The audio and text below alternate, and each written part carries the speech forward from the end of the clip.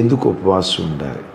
ఉపవాస ప్రార్థనలోని శక్తి లేఖనాల్లో నుంచి కొన్ని మాటలు మీతో పంచుకుంటాను. పరిశుద్ధ గ్రంథమైన బైబిల్లో మనందరం ఎరిగినటువంటి ఒక దివ్యమైన మాట, యెహోవాకు అసాధ్యమైన కార్యం ఏదైనా కలదా అని దేవుడే సవాలు విసిరాడు. ఈ మాట అందరికీ తెలుసు కదా. దేవుడే అంటాడు, నాకు అసాధ్యమైనది ఏదైనా కలదా అని. నిజమే, దేవుడు సమస్తము సాధ్యపరచగలడు. ఆయనకు అసాధ్యమైనది ఏది లేదు. దేవునికి అసాధ్యమైనది ఏది లేదు. అది ఎంత నిజమో ఆ దేవుడే రెండు మాటలు చెప్పారు. విశ్వసించువానికి సమస్తము సాధ్యమేనని. రెండవది, ఉపవాస ప్రార్థనకు సమస్తము సాధ్యమేనని. అదే చాంద్రాయణ రోగంతో బాధపడుతూ కొడుకుని తీసుకుని వస్తాడు కదా తండ్రి. ఆ కొడుకును బాగు చేసే పరంపరలో యేసు ప్రభువారు వాడినటువంటి మాటలు ఇవి. ఇది మత్తయి సువార్తలో చూస్తాం, మార్క్, లూకా సువార్త, 3 సువార్తల్లో కూడా ఈ మాట మనం చూస్తాం. యేసు ప్రభువారు అక్కడ మాట్లాడుతూ, మీ అల్ప విశ్వాసం చేతే ఇది మీరు చేయలేకపోయారు శిష్యులారా. మీకు ఆవగింజంత విశ్వాసం ఉంటే చాలు, ఈ కొండను ఎత్తబడి సముద్రంలో పడమన్నా అది పడిపోతుంది. విశ్వసించేవానికి సమస్తము సాధ్యమే, వానికి అసాధ్యమైనది లేదు అంటాడు. మరలా ప్రభువారిని వాళ్ళు అడిగారు, అయ్యా ఇది ఎలా, మేం చేస్తే దయ్యం బాలేదు, మీరు చేస్తే ఎందుకు పోయింది అంటే ప్రభువారు అక్కడ వాడిన పదం ఉపవాసము ద్వారానే, ప్రార్థన ద్వారానే ఇది సాధ్యం, కానీ మరి దేని ద్వారా సాధ్యపరచబడదు. అంటే అసాధ్యాలను సుసాధ్యం చేయగలిగిన శక్తి నంబర్ 1 విశ్వాసానికి ఉంది, నంబర్ 2 ఉపవాస ప్రార్థనకు ఉంది. విన్నారా? అసాధ్యాలను సుసాధ్యం చేయగలిగిన శక్తి దేవునికి ఉంది అనేది ఎంత వాస్తవమో ఆ దేవుడే చెప్పిన మాట. దేవునికి ఉన్నంత శక్తి నీ విశ్వాసానికి ఉంది, దేవునికి ఉన్నంత శక్తి ఉపవాస ప్రార్థనకు ఉంది. విన్నారు ఈ మాట? దేవునికి ఎంత శక్తి ఉందో మరోసారి చెప్తా. దేవుడు ఎంత శక్తివంతుడు, దేవుడు ఎంత గొప్పోడు, ఎలాంటి అసాధ్యమైన కార్యాలు సుసాధ్యం చేయగలడో ఆ దేవునికి ఉన్న శక్తి విశ్వాసానికి ఉంది, ఉపవాస ప్రార్థనకు ఉంది. విన్నారా? ఎలాంటి విశ్వాసం? ఆవగింజంత విశ్వాసం. అంటే ఆవగింజ అంటే మరి ఏదో చిన్న విశ్వాసం ఉంటే చాలు అని కాదు.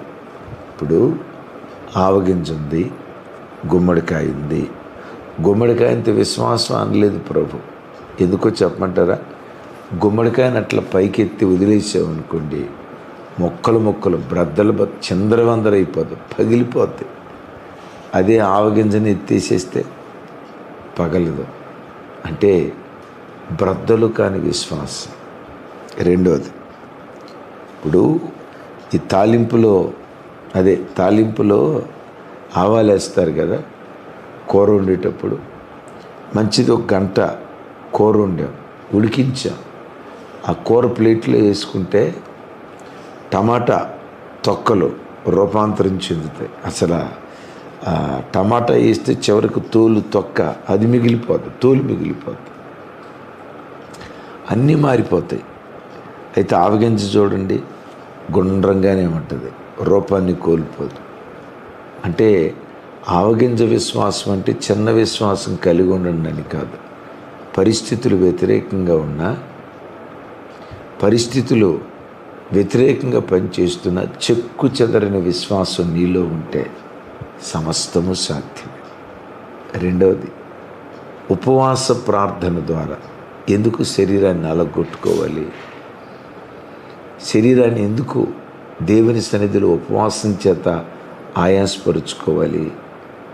కుటుంబాలను ఏలుబడి చేస్తున్న దయ్యపు శక్తులు, దురాత్మ శక్తులు, చీకటి అంధకార దురాత్మ క్రియలు మన కుటుంబాల నుంచి వెళ్ళిపోవాలంటే ఉపవాసమే మన ఆయుధం.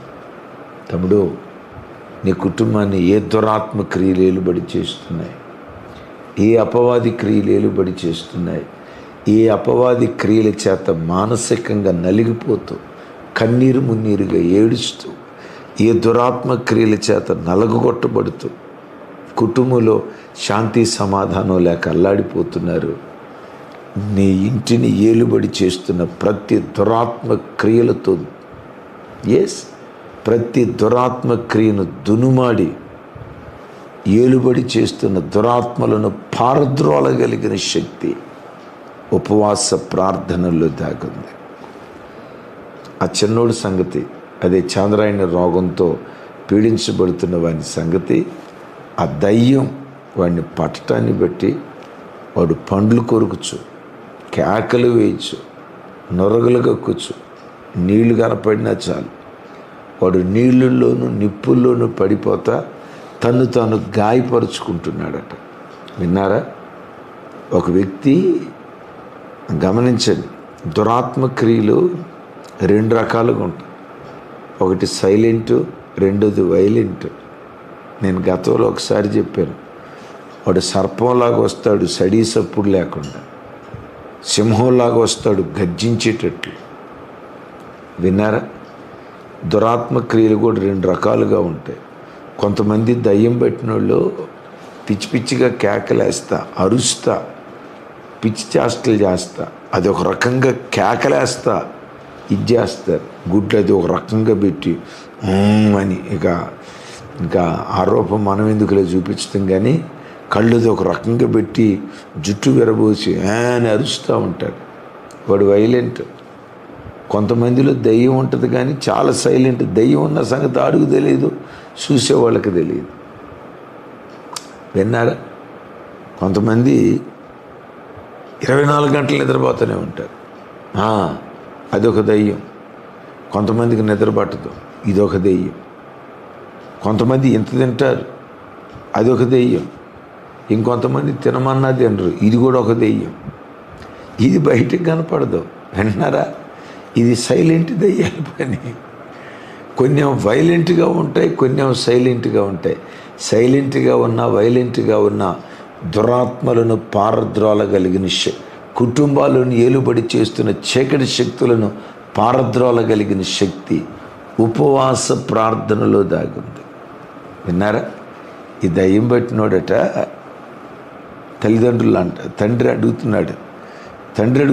తండ్రిని అడుగుతాడు యేసు ప్రభు వారు, వీనికి ఇది ఎప్పటి నుండి? బాల్యం నుండే. ఆ తండ్రి సమస్య కుమారుడు. ఆడు పుట్టినప్పటి నుంచి తండ్రి ఆ కొడుకును బట్టి సమస్యాత్మకంగా బాధపడుతున్నాడు. వాక్యం వింటున్న బిడ్డలారా, ఆ తండ్రికి కొడుకు సమస్య అయితే నీ ఇంట్లో ఉన్న సమస్య ఏది? కొడుకేనా? ఉపవాసం ఉండి ప్రార్థించి. కూతురా? ఉపవాసం ఉండి ప్రార్థించి. భర్త?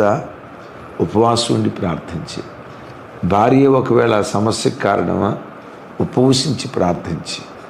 ఆర్థిక సమస్యల, అప్పుల, కుటుంబాన్ని ఏలుబడి చేస్తున్న అపవిత్రమైన జీవితం, ఏ కారణాన్ని బట్టి ఈరోజు ఆ తండ్రి కొడుకును బట్టి దుఃఖపడుతున్నట్లుగా ఏ కారణాన్ని బట్టి నువ్వు దుఃఖపడుతున్నావు? నీ దుఃఖానికి కారణం ఏంటి?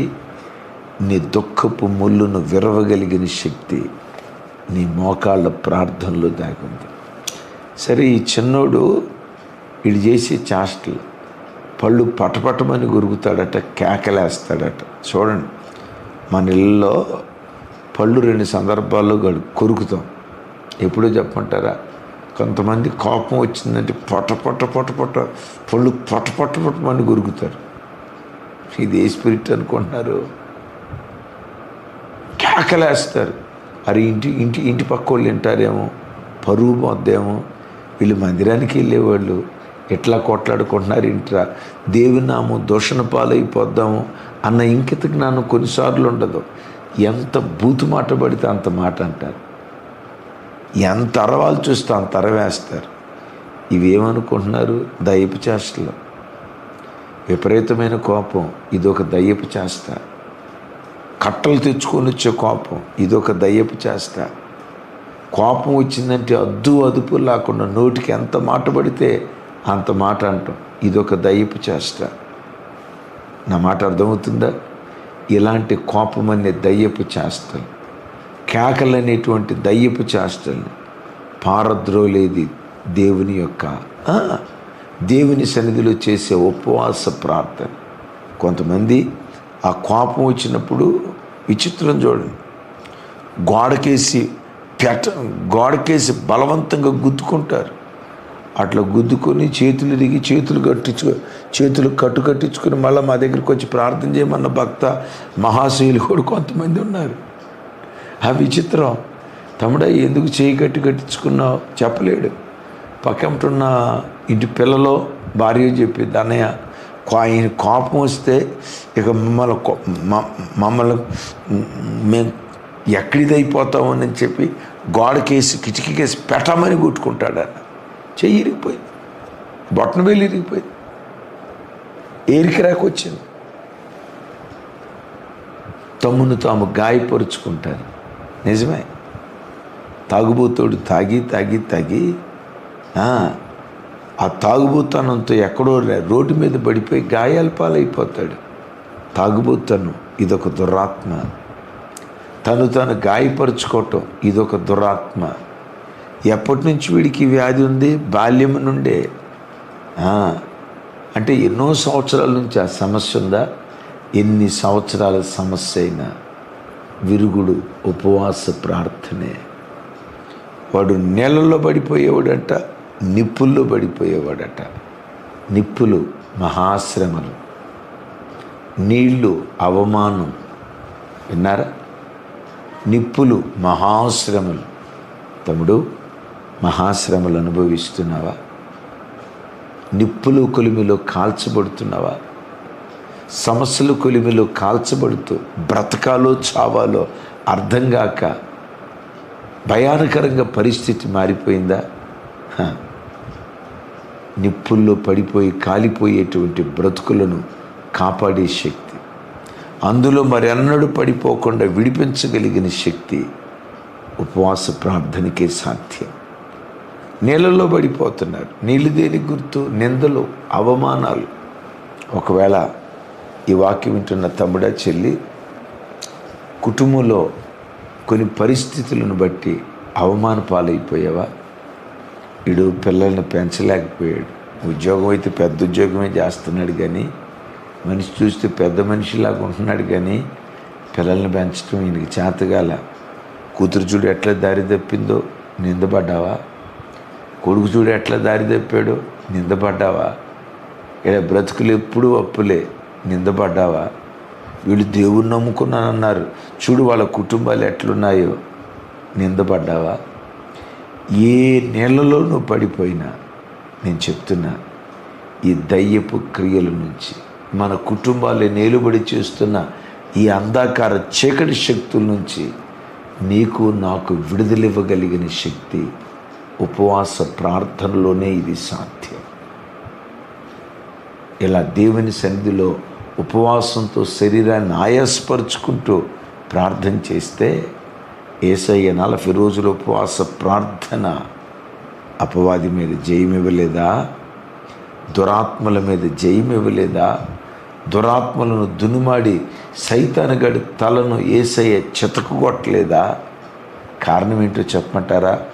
ఉపవాసం. నేను మరలా చెప్తున్నా, దేవునికి ఎంత శక్తి ఉందో ఉపవాస ప్రార్థనకు అంత శక్తి ఉంది. దేవుడు ఏదైనా చేయగలడు. షారాతో అంటాడు, షారా, యెహోవాకు అసాధ్యమైనది ఏదైనా కలదా? ఏదైనా కలదా? ఆయనకు సమస్తము సాధ్యమే. ఆ తల్లి శరీరములో ఋతుక్రమం ఆగిపోయింది, ఋతుచక్రం ఆగిపోయింది.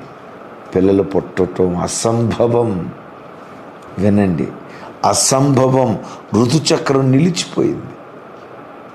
అందరూ అసాధ్యమంటే సుసాధ్యం చేశాడు దేవుడు. ఆ దేవుని సన్నిధిలో ఉపవాసం ఉండి ప్రార్థన చేస్తే ఆ దేవునికి సమస్తము ఎలా సాధ్యమో ఉపవసించి ప్రార్థించే ప్రార్థనా పరుడు కూడా సమస్తము దేవుడు సాధ్యపరుస్తాడు. ఉద్యోగ ద్వారాలు శారమ్మ గర్భం బెగబట్టుకుపోయినట్లు, ఉడికిపోయినట్లు, గర్భం అట్లా మూత వేయబడిపోయినట్లు ఉద్యోగ ద్వారాలు మూసుకుపోయాయా? వచ్చే అవకాశాలు మూసుకుపోయాయా? నీకు వస్తుందనుకున్న ఆర్డర్ రాకుండా మూసుకుపోయాయా? ఏ ద్వారాలు మూసుకుపోయాయి? ఒకసారి చూడు. సాతాను ఏ మార్గాలు బెగబట్టాడు ఒకసారి ఆలోచించు. దేవుని సన్నిధిలో ఉపవాసం ఉండి ప్రార్థన చేస్తే సైతానుగాడు ఒక్క మార్గం మూస్తే దేవుడు 7 మార్గాలు తెరుస్తాడు. దేవునికి సమస్తము సాధ్యమే. విశ్వాసంతో కూడిన ఉపవాస ప్రార్థనకు సమస్తము